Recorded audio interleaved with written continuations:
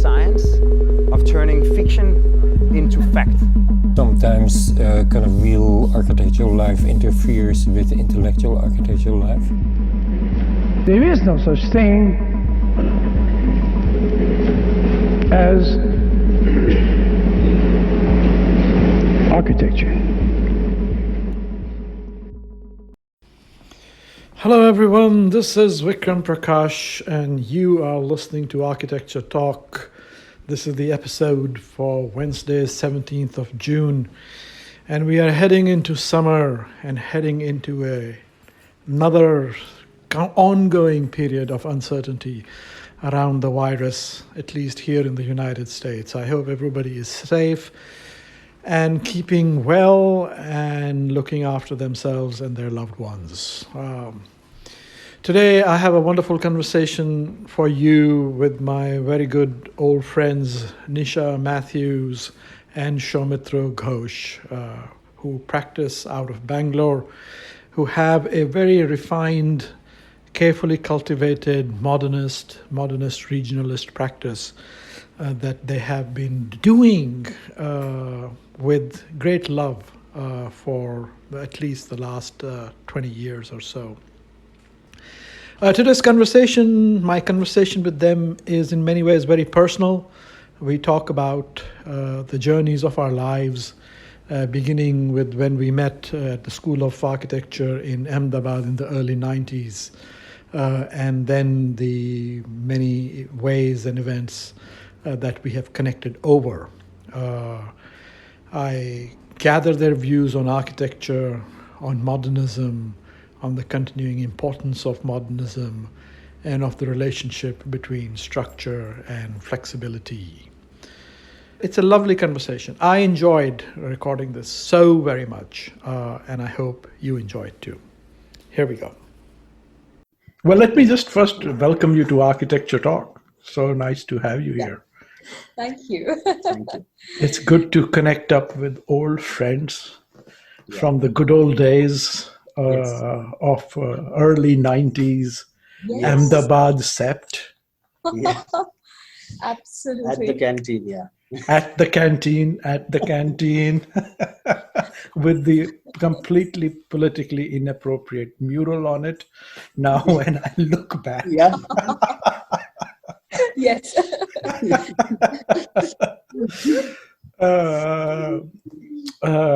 But I don't think any of that exists anymore. I think the whole canteen is gone. The campus is. Yeah, there's a new one. Yeah, there's a new canteen. Vikram's seen it. You've seen. When did you go No, last? no, I haven't been. I haven't been Oh, to okay. the post-reconstruction campus. Okay. Okay. I went last year, so I have seen the canteen. Of course, the library is older. Yeah. Yeah, and quite a bit more. So how was it, Soumitra?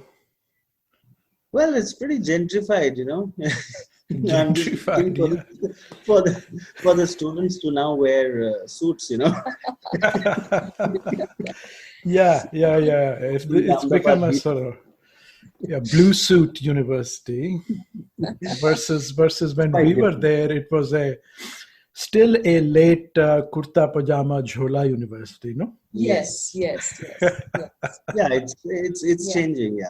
No, I was going to say change is good, but I think there's always, when you reflect on it, there's always learning in those very, in undefined spaces.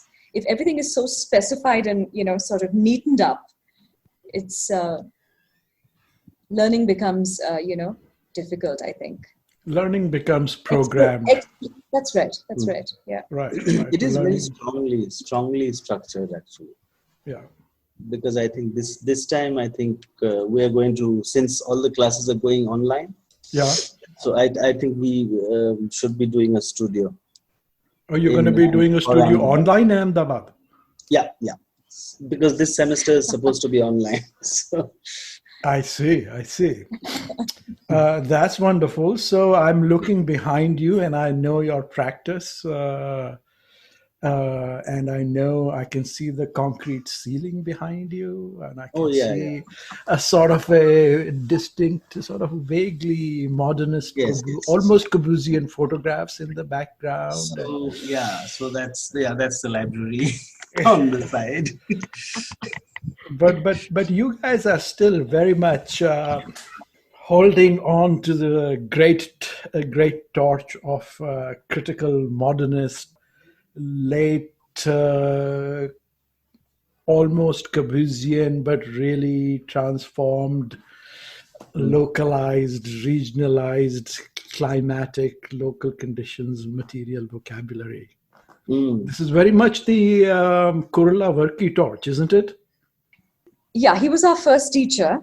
Yes. And Not mine. Not yours. He Not never taught yours. me. Yeah. But Nisha is more important, Soumitra. We know that. So. Yeah. Yeah. Thank you. Tell us about Kurla Varki. And we are recording here, but the director of CEPT, famous CEPT University. Now it's university, then it was CEPT, Center for Environmental Planning and Architecture in Ahmedabad. Please reminiscence about Kurla Varki. Yes. Can I go first? Yes. I think what I really value about him was the way that he enabled us to see beyond detail, beyond the materiality of something, and really get down to the crux of being able to think about something without being sort of overtly, distracted, should I say, by facades and all the embellishment that goes on, and to be able to really be able to come down to that fundamental sort of key that we look at as architects. And I think I really appreciate that we had him at the first year, and he was, of course, extremely disciplined, extremely sort of structured in his approach. But because we had him at the first year, we kind of began to think along those lines. And then we had various studios, which did not quite have the same approach. And we began to look at other things. But I think somewhere that little early grounding helped us to look at architecture beyond the obvious. And I really, really appreciate that. He made it clear to us when we were unclear about what architecture was. So in some sense, the breaking out of that, which happens when you get into practice and you start negotiating a lot of things, was left to an individual practitioner, But I think he established a very key foundational, way of looking at things. And I really appreciate that. I mean, a very non-overtly formalist perspective, a kind of a perspective yes, that insisted on if you look at, yes. And you sort of see his approach in I Am Bangalore. You see his hand there. Did he work very closely with Doshi on I Am Bangalore? I think so. I think he was the key, the key architect working on the project other than Doshi. Yeah, it's very structuralist. You're right. Go on. Yes. But I think somewhere that little shift, which is because architecture can be so in your face, you can get carried away with everything that you see without really, it's easy to do that. So I think having him in the early years, and of course he did keep an eye out. I think he had, what I really like about him was that he had his eye on everyone, and when I say that in terms of their development as architects, so he was also, I think, at a personal level, he was a tall man, not he was physically tall. Well, tall in the sense of being very gracious, very, very gracious about your learning, Yeah, I can tell a little story. When I showed up there, what was it, in 1993 or 2, somewhere there, 92 maybe, 91 maybe, I don't know, forgotten. And I showed up as this young punk, from the US, thinking he's very cool and spouting Derrida and feminist psychoanalytic French theory. Yes, yes. And he was like, yeah, okay, you're most welcome. Why don't you run a seminar and you want to teach a studio? Go ahead. He was very open, very open. Yes, Although yes. I was the troublemaker, We're so glad you came in when you did, though. No, but go on. You were saying that Varkey's legacy was, while he had I think a very, like you're saying, a very rigorously thought through kind of philosophy and approach to design, which he was Yes. very committed to and defended Yes. till 1 a.m. at night. Yes, yes. Easily and happily. And that's the other legendary thing about him, is that he could do crits till 1 a.m. or 2 a.m. and was Right. indefatigable as an academic. But at the same time, he was very open to discourse, to challenge, Yes. to other ways of thinking. Yes, yes. And which I think corresponds to the thing you were talking about, what was the character and nature of the old Sept campus. Yes. And in many ways is characteristic of a lot of interesting architecture and urbanism, which is that there is strong structure to it, and yet the structure has a lot of availability for Yes. looseness and unexpectedness. That's right. And in fact, that is precisely where the life of the project lies. Yeah. Mm-hmm. I think I had a slightly different reading of Varkey as I saw him grow. And because 87 he came back and Nisha's batch was the first one. So I was doing my internship with Doshi, and so I was spending rest of all my time in school. So I said, so I met him and said that I'm doing internship, so can I attend some of the lectures? So his answer was, by all means, you can attend any studio you feel like, anytime. Just tell them I told you. Yes. You can walk in wherever you like. But I saw him transform actually in some ways, especially in his architectural thinking. Oh, Because really? I think Yoshi's IIM Bangalore is heavily influenced and perhaps also detailed to an extent in terms of facades. And proportions, Doshi is of course extremely good. But I think there were certain principles which I think Varkey brought in. And that's not very different from what was happening in Turkey. Where he was when before you that, yeah. Yes. Yeah. So there is, but gradually I see, I'm looking at Varkey's sketch, which I have of a project which I was working at on in school. And so I think Doshi's experience for Varkey was quite, for him, it was almost like a blessing, because I think he had the clarity, but I think he did not have perhaps the realization of living with unanswered questions. Mm-hmm. And So how I did think he that's change? what- So Doshi, and that's perhaps reflects the time actually. That's the time like when the experience of India, understanding India, we talk about Khildani's book, and all that time is The idea of India.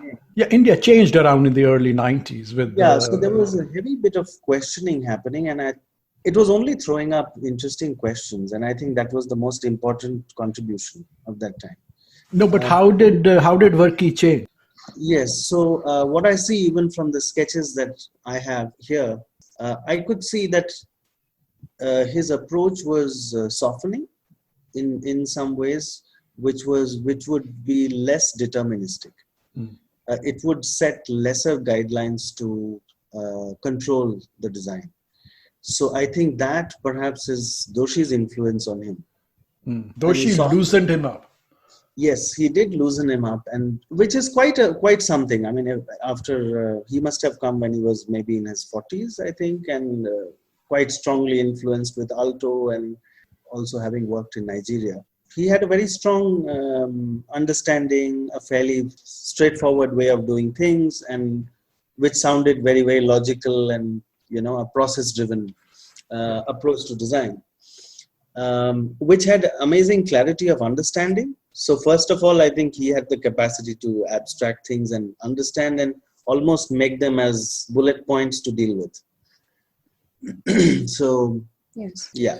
Nisha, how would you encapsulate the philosophy of the Ahmedabad, the pedagogical philosophy of the Ahmedabad school in the late 80s and early 90s when you guys were there and when I ran into you on the lawns of Sept? I think we were really looking at, similar to how you summed up, a part of our practice. I think that, it was strongly modernist, actually, at the time when we were taught, though she provided postmodern surprises, when he talked about things, when he discussed his projects. Mm-hmm. And as students, it was, to me, it was a little shocking as a student, Sacrilegious. Yes, when you've been brought up with, these ideals which are going to change the world radically, So I would say, and I think it was strengthened. I mean, maybe it actually began. I think things were much looser and more maybe unclear before the coming in of Varkey.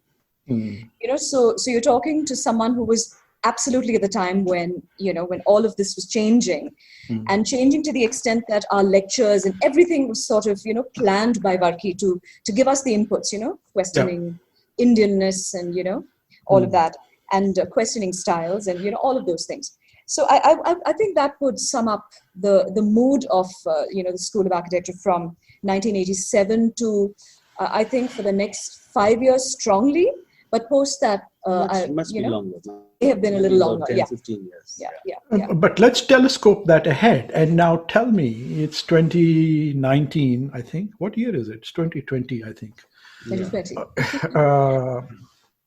And how has your design philosophy evolved from, or more importantly, transformed from that way of thinking? What have you learned over this time in practice? And what are sort of sort of transformations that you are working on in your thinking over this evolution from the 90s to the present? Okay, so I think you'll get two answers, which are, because there is a divergence. I'm very interested now. You have my attention. So, yeah. This is, of course, something which I've been exploring. And I think it's also a kind of coincidence of the kind of projects which come. And maybe it's also a point where personalities and personal characteristics sort of how they deal with a particular challenge. So having done from, let's say, a conservation project where you completely try to almost you try to be invisible to what you did, because that's the focus, to making of, let's say, public places where you try to keep things as loose-ended and set up only a bare structure of things. On the other side, what has been my sort of increasing interest over the last 20 plus years is actually about understanding society, culture, and all the other mediums. I've had extensive interest in especially Bollywood not so much for watching, but I think only as a kind of an indicator. Bollywood? Did you say Bollywood? Yes, yes. You're doing Bollywood modernism? No, I'm not. I'm just trying to explain from. I'm going to where build that this as approach Bollywood modernism.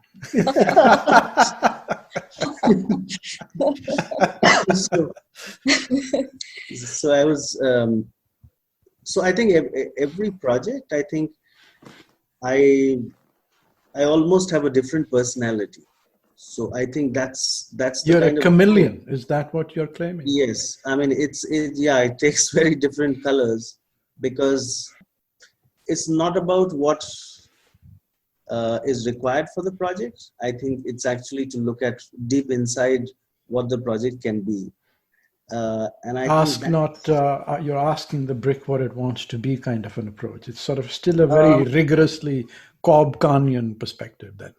Yeah, perhaps, yeah, that is too ingrained, so it's not going away.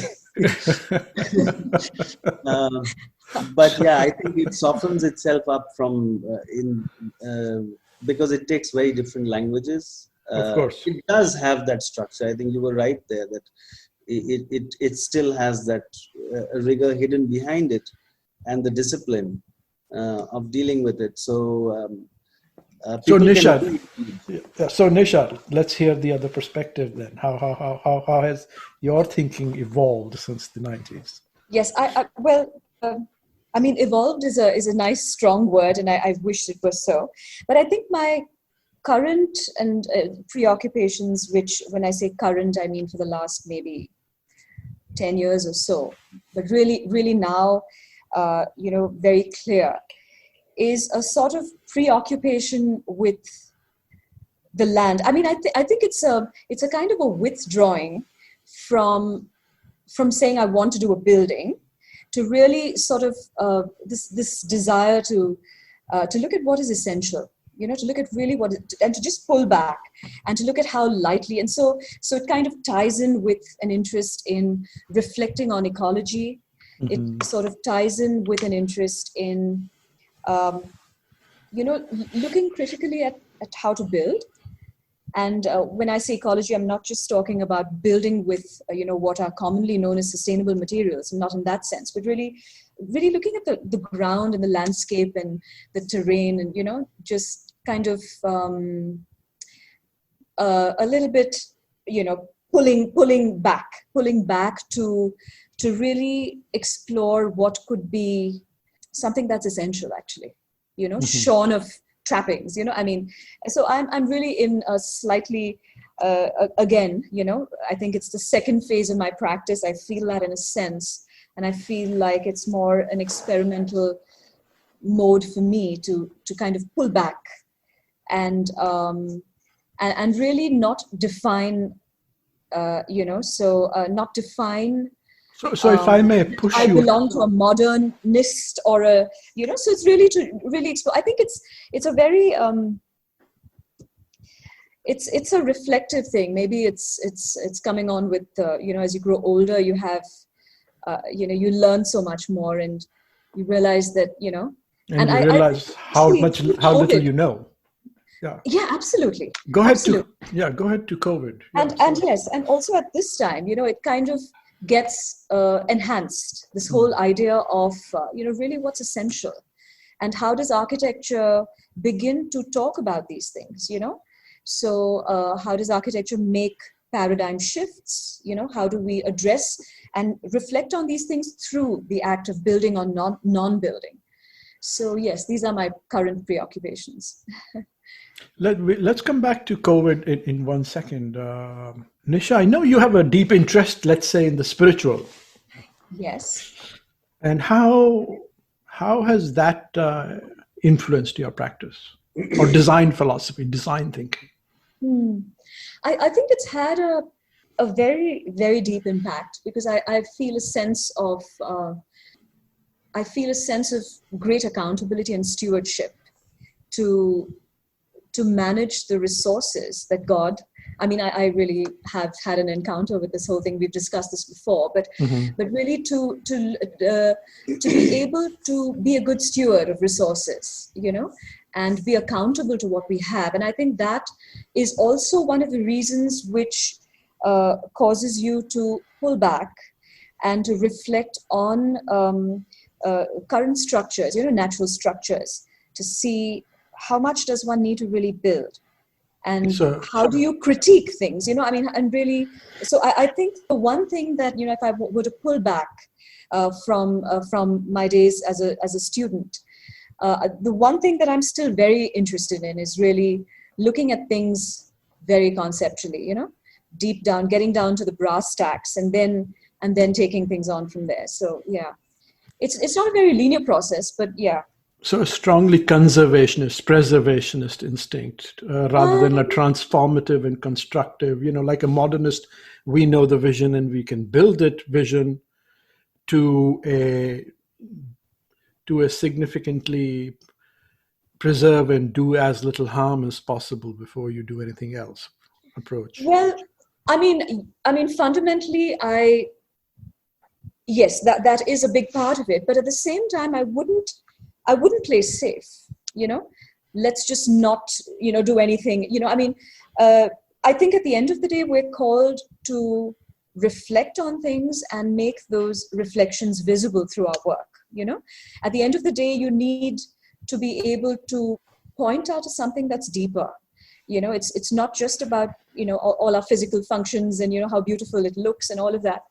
And right now, I think that in terms of even addressing things like, ecosystems or the ecology of water, whatever it is, addressing these things, we've already reached crisis point, Mm-hmm. So I think that it's going to call for a paradigm shift in looking at aesthetics and form as the fundamental, and really looking beyond that to see if these other engagements with disciplines, and for me, especially my interest in ecology, can they give us new ways of doing things which have hitherto been, not been considered? So I'm really interested in that discussion as a practitioner right now. And how is that discussion, as you were starting to say, what are your, what do you think the virus, both the virus as the virus, and then the subsequent human response to it, which is this sort of unbelievable regimes of quarantine, and the sort of unintended side effect of that quarantine, which is a time of self-reflection that has come out of it. And here in the United States, also the new era of protest that has come out of it. Yeah. How has all this impacted your thinking about the purposes and processes of architectural design? A simple question. Yes. So, a long one though. Yeah. Yes. I think, the COVID thing, I think I'd like to again bring it down to looking at this a little bit conceptually in terms of boundaries that have been introduced, right? Borders. So we're going to have to start looking at how does architecture express relationship? How does it express freedom of relationship within these new boundary lines? And these new boundary lines, COVID imposes a set of boundary lines. Stuff that's going on socio-politically imposes boundary lines. So we're living in a world with borders, boundary lines. We're looking at walls in a sense, and safe havens within that. Mm-hmm. So I think the fundamental issue that architecture is going to have to now address is some of these things are inevitable. So how do we break these things in a way that doesn't hinder safety and yet is able to, as architects or as poets, if one were to say that, we're poets at the end of the day. Spatial poets, can yeah. be, Mm-hmm. yes. How can we allow for these suggestions and showcase that through our work, whether it's a landscape project or it's architecture, it's urban design? I think that's going to be a challenge. And there is the other whole thing of now inner and outer, So I think it's going to impact, it's going to need a change in some typological work at a fundamental level, And I think that's where we have to spend our time, because, everything can be done in the physical, but really thinking about it and making these options available and talking about it. I think that's going to be something necessary for all of us. So, what kind of a new social, Nisha is talking about the poetics of transgression, is what I would say. The poetics of breaking through and across boundaries. What does this look and feel like to you, Soumitra? For me, I think the struggle has been it sort of got highlighted. I mean, as we know, while we reflect a very large, you must be familiar with the fact of the migrants having to suffer, moving back to their own homelands, and having had some interest in, reasonably strong interest in society and its, only to basically understand architecture. I have felt it, and for a long time, but I also now feel very strongly that architecture has been rather controlled, that we have been sort of so obsessed with its responsibility to deliver, and perhaps not to sound as a leftist, because I take basically a middle position, which is, I try to make sense of it, is that it has been serving capital, and architects have been quite, most of the time, have been only tools of delivery or making that happen. And it's a chain reaction. Now, as we are familiar, that powers that control, whether it's the political power, has found new ways to make friends with capital. And largely in a lot of countries becoming autocratic, very controlling. So I think where architecture comes in, I'm hoping that this realization of a large number of people in society will put pressure of the need for capital to be more human and generous. And that would then show in architecture it's like it'll perhaps become good manners to be more generous, and that would then reflect in architectural design and the focus, because I think that's what we've been losing, because policies have taken really a back seat, because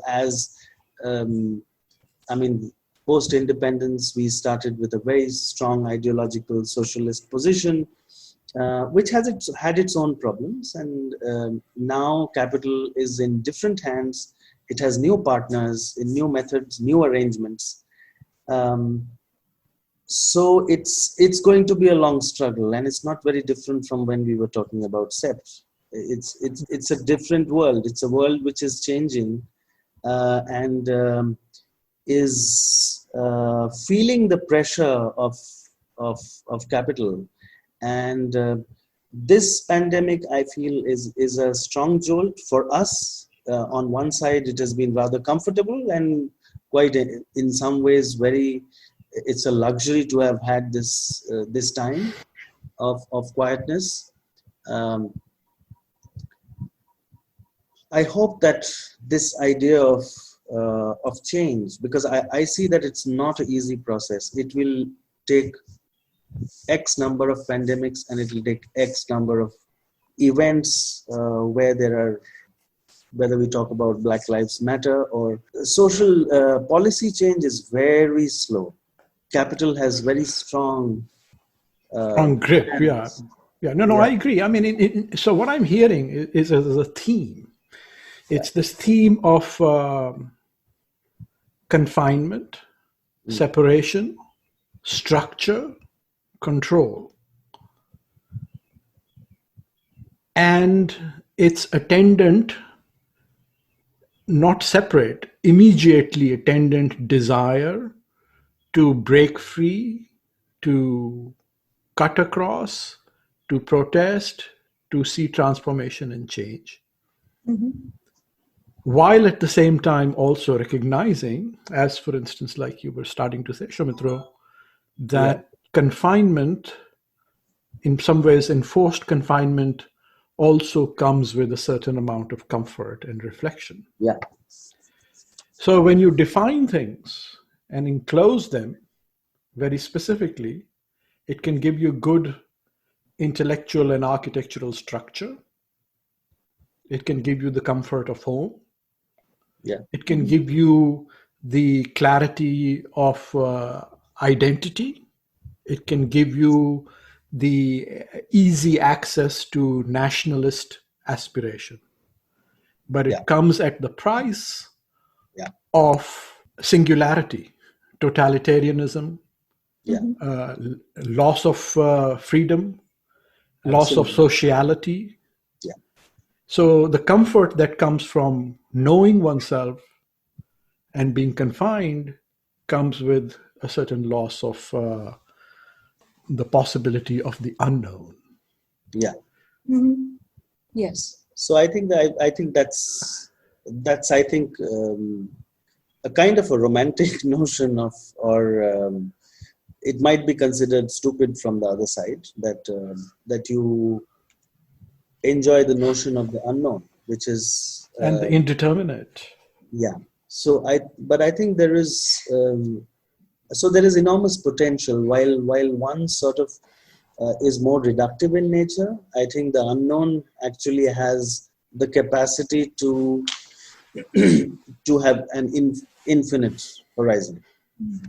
The unknown, Nisha, is, of course, the divine then, huh? It's not that mysterious when you engage with knowing who God is. And that's the wonderful thing, it's not something far away and vague. Yeah. Right. It's at hand, and you also brought up the poetics. And the poetics in this divine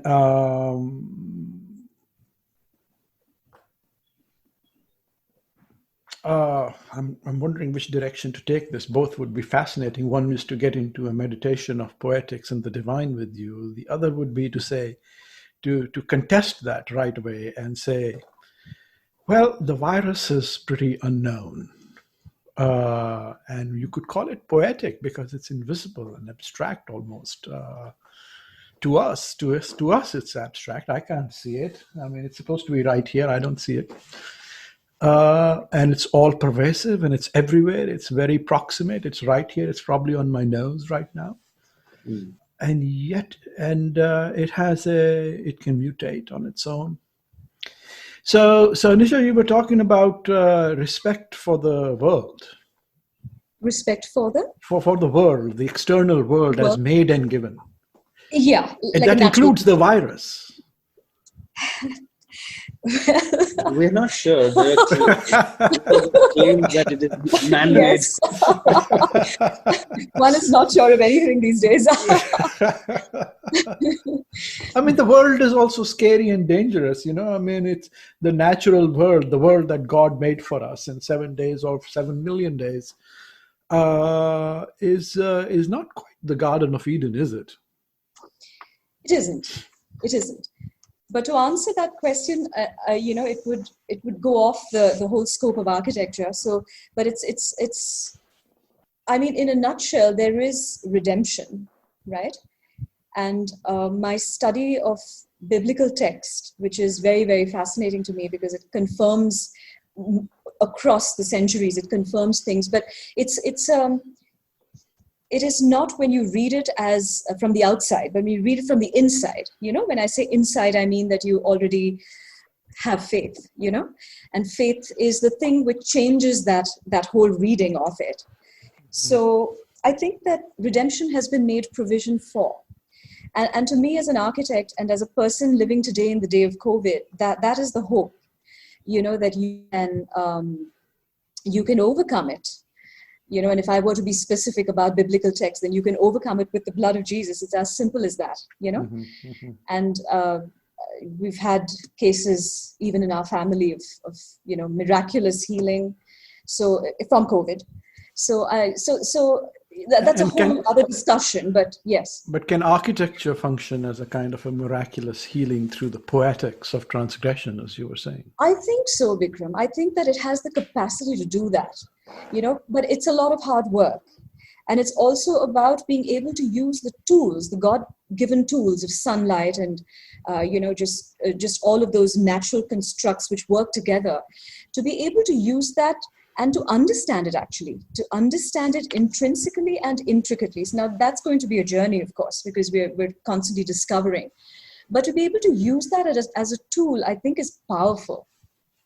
And in that, when you turn around, you turn someone around, and at that exact moment, maybe the sun is hitting something else, and there's just this whole burst of hope. And I think that's what we're called to do as architects. It's nice to be able to reflect and critique, but I think fundamentally we have the ability to do this via the shells that people inhabit, whether they're landscapes or buildings again, or even or cities or towns. So I think that's a tool which is going to take a lifetime to master. But if we're smart, we can begin to do that. And that's what I hope doing with my work. I really hope that it happens. Of course, the best architect is always in your head, and by the time it gets built, you think, I wish I had done this differently, So it's a thing to be experienced. Soumitra, Nisha has spoken about the importance of faith, and many times I feel that designing and believing in the processes of design also requires a certain kind of investment in faith. It's a kind of a faith in the technologies of architectural thinking, or the sort of possibilities of design thinking. From a rigorously modernist, I would describe it as a rigorously modernist perspective that you articulated earlier, as looking at each project for what it is and asking what it wants to be. It's designing is a kind of a faith-based kind of a faith, isn't it? So I think first of all, if you're looking for Garden of Eden, then you could check in Aryabhat. You might find it. Aryabhat? Aryabhat. Aryabhat. I don't know Aryabhat. So that's a fictional place. Okay, I'll look for it. Yeah. You'll find it very interesting. He's being very sarcastic, of course. Okay, all right. So I think you sort of poked in the right direction. Yeah, I try to look at the idea of more from the view of more like a craftsman whose devotion to the craft itself actually is a kind of honor to this abstract entity, because I do not define it personally. So I find that's the way I take. So whether it's it's about the process in the design. On one hand is the idea and understanding people and culture. On the other hand, it's also the making and the material and the detail. And then again, dealing with people who are the team who are putting it together. So, so I think... So God is in the details, we know that. Yes, it is in the details, and I think devotion is in the idea of working on the details. Right. Prayer. Yeah, that's our riyaz, So it's our riyaz, and we also shed blood. We also believe in the blood and body of the detail, no? Yeah. So I think in some ways we are blessed in that sense that we are given this a medium which actually engages with people and it has a very diverse spectrum. So it has a deep connection and yet almost inanimate. Mm-hmm. Inanimate, abstract, out there. It's a faith-based exercise. It seems like some of these epistemologies, these ways of thinking in architectural design, in some ways could be described as kind of a secularized theology. It's sort of like a theological way of thinking, except that we've just made it architecture. It has similar patterns, actually. It may be a cut-paste job, with...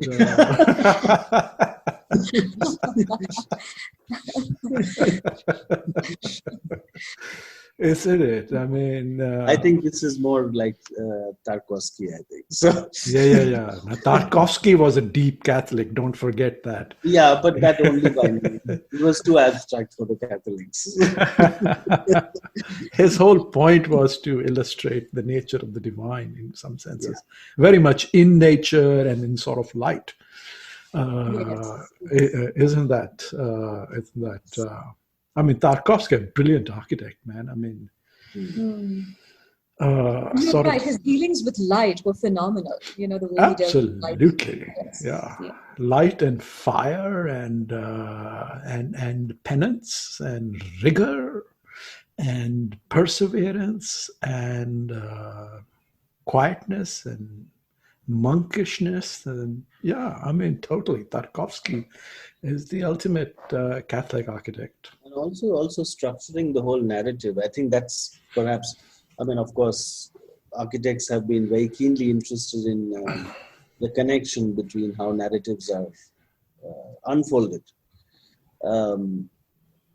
through cinema, because at least it has sound, it has vision, and certain things which architecture finds in common,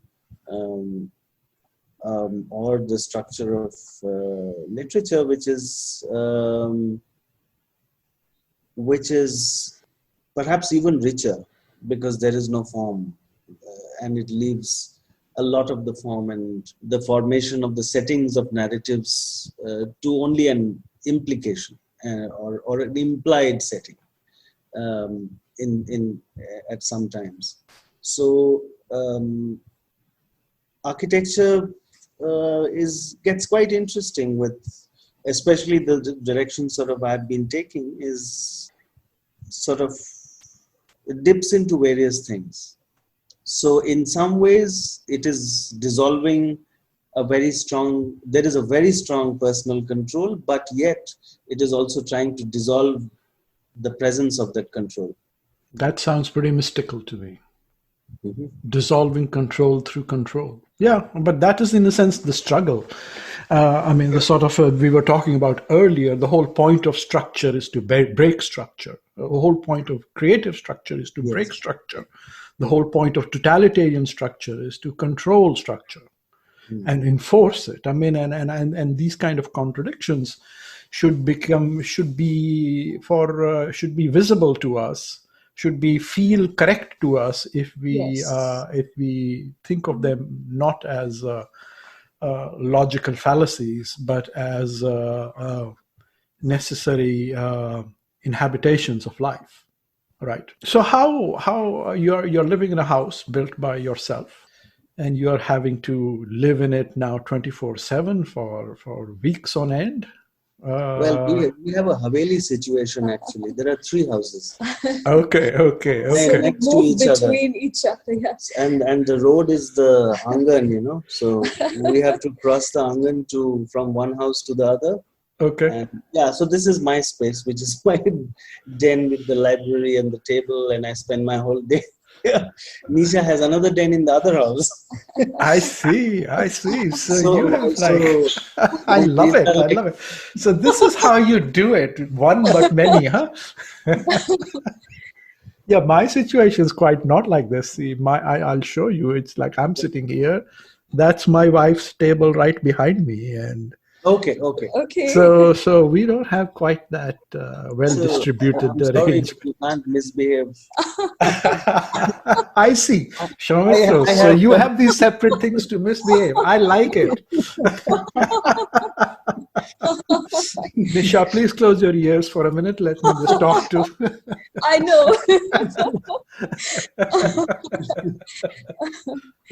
I think No, it's not a joke. It's not a joke. The whole point of life is to misbehave in some senses. Once you have structure, the whole point of that in some ways is to provide the possibilities of play. Yes. Is it not? Because there is the poetics of things, but there's also the play and the pleasure and the jouissance and the sort of eros of life, isn't it? Architecture is all about the eros of space and wall and texture and color and light Yes, and all those things, isn't it? that's So right. how is your architecture held up as you are living in your tripartite Haveli? And they are very different characters, actually. Yeah. Is it doing well? Is it fun? Is it is it doing good? I think practice, well, for me, the projects I'm handling are on the drawing board still. So it hasn't been a problem for me because we're working online. Yeah. And, so I think I haven't really, in terms of work at least, there have been slight delays, but I know that they will come back eventually. So it's been a nice time to work and reflect. And I do recognize. So you haven't lost a whole bunch of projects. Have you been able to We keep? have lost a few. I think We have a lost couple a of few. them in what Soumitra is Primarily handling, yeah. hospitality. Yeah. So that's affected. I mean, it's because patterns of numbers of people congregating, densities have changed completely after this. So the models will find ways to modify itself. Like 2 years ago, I had done the largest brew pub in Asia, which is 1,500 seater. So I think one will have to wait and see for a bit as to what happens.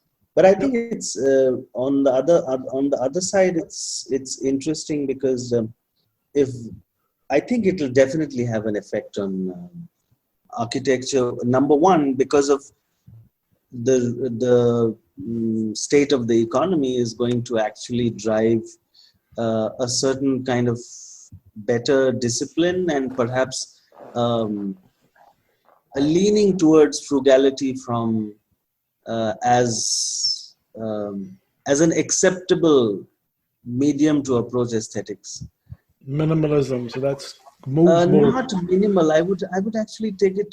Yes, it would be perhaps we are saying it's less. Yes, but I mean whether it's talking about localization, because so far what I have seen in a lot of really good architecture that has emerged from India is that the idea of frugality has been about the aesthetic and even about the identity has only been about the aesthetic and nothing to do with the process, or perhaps not even to the germ of the idea of being green in the real sense of being very local. So I think individual changes will happen in approaches which are sensitive, and some perhaps because of economic condition will be forced upon architects to react to.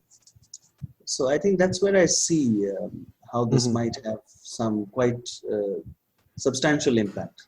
So okay, good. But let's stay a little more pragmatic. Let me first understand. So how many people in your office? Have you had to lay anybody off, or have you been able to retain everybody? And are you working entirely on Zoom and whatever, email? So the last 2 months we have done pretty much started out with a different format, a different software, but then we moved to Zoom and pretty much run quite successfully. No, so is that successful? Is your practice impacted by working on Zoom, or is it? Well, I think there was a parallel condition which actually made it succeed better than normal. Which was even better than normal. Because I was available 8 to 10 hours a day, which I would be available on any normal day. I would be available for only 2 to 3 hours to the office. Because you're running around sites. Yes, whether I'm going to site, whether I'm doing meetings. So Yes. It was much simpler. So it was very productive. A lot of catching up was done. No, we haven't had any Nisha, layoff. how's it been for you? It's been good. I've got a smaller team, to control than Soumitra, and we're doing lesser projects right now. How many people do you have? I have 4 people in my team. And I have Soumitra, how many in your team? I have 8. 8. Okay. So go ahead, Nisha. So, so we're working on multiple things right now, and they're all on the design board. So it's been good, in that sense, because you save time coming and going and travel and all of that. And you're able to spend time when you have to. Yeah, where you have to, rather. So a lot of time on design. I mean, and one of the things that really has emerged is the amount of time that gets, pointlessly wasted running around. Yes. When you can do a lot of things by Yep. home, there seems to be just a expectation that no, we must Yes. meet in person and everybody must be in the same room. That's right. And, That's right. Right. if absolutely essential, we can Yes. meet, Yeah. but you can stand away from me, and Yes.